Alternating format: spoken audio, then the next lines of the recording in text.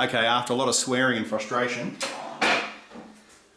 took me about 4 or 5 goes. Sometimes I get it straight away. I mean, this might not be the best tool for the job, but it works for me.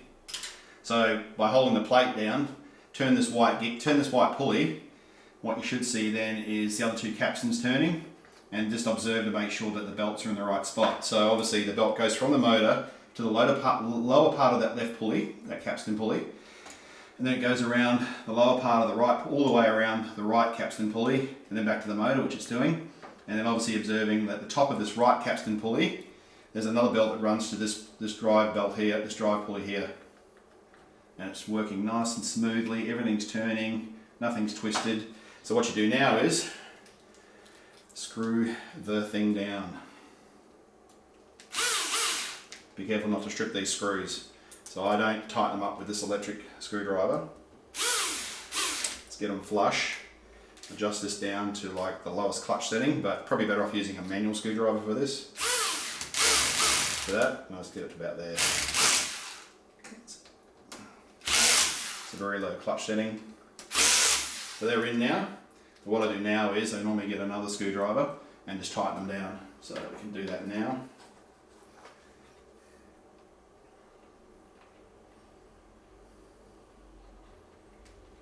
Make sure that's the right size.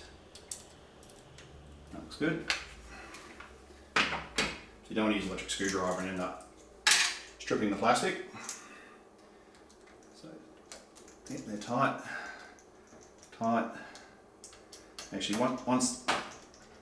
once these are flush with the plate, they don't go any further. So that's it, and just give it another check.